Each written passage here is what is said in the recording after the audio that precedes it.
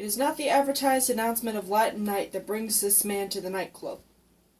He is not here for the reggaeton, the bachata, the 25 different flavors of vodka lined up behind the bar. He is not here for an expensive rum and coke or margarita. He is not here hoping to catch a glimpse of a long-lost love he found in a one-night stand.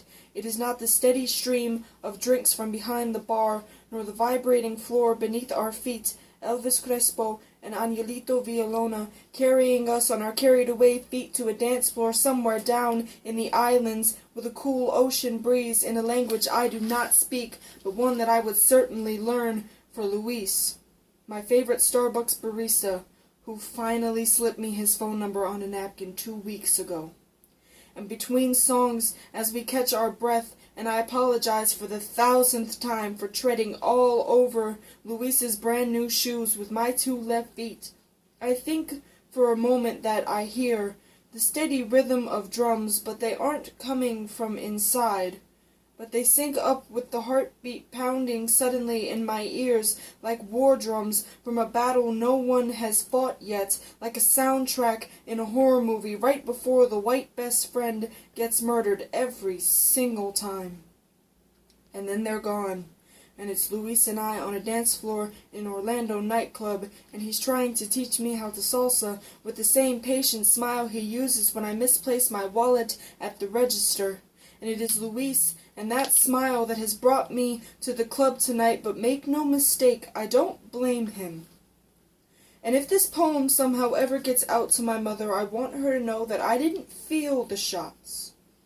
But there was a spray of glass, the bottles behind the bar and on the tables shattering, 10 million diamonds in the air, catching the colored lights as they crash to the ground, and I don't hear the people screaming, but rather they're pushing and they're shoving, climbing up over and under tables and the bar, some falling where they stand with their drinks still in their hands, and I don't feel the shots. But Luis's white shirt wasn't so white anymore, and we were falling, boneless to the floor like sinking down into water in a dream. So tell my mother, if this poem ever gets out, that despite the pictures they will paint on the 6 o'clock news come tomorrow morning, she has no reason to fear that suffering marred my final hours. And it is not the advertised announcement of Latin night that brings this man to the nightclub. It's me. Though not specifically in recognition, but rather in intent. It is my love of Luis's patient smile that has brought him here. It is the napkin with his phone number sitting on my dresser at home, the golden cross dangling from the DJ's neck as he serenades our triumphs in our space, the pride flag tattooed on the bartender's back, the bouncer's wedding ring, a simple gold band to match his husband's. It is the openness with which we allow these things to simply be in this space, the community you can find with strangers in a gay bar in Orlando.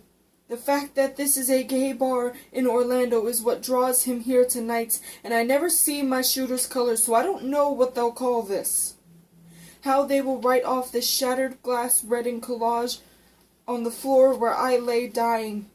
How they will twist what's left of us into sensationalized CNN soap opera, all falsehood sympathies after the symphony of murder comes to an end, and there will be no major motion picture made about tonight, about a safe space turned hostile hell on earth, about the love here that no amount of money could ever replicate for viewing pleasure. So if this poem ever gets out, tell my mother that I watched the sun setting in Luis's eyes, brown and red, and the last face I ever see.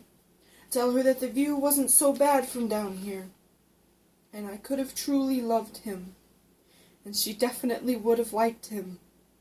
How he was everything she ever wanted for me. So if this poem ever gets out, tell my mother that I saw the end all in my lover's eyes and came up just in time to watch the sunrise with him over her house some 3,000 miles away from the floor where I lay dying.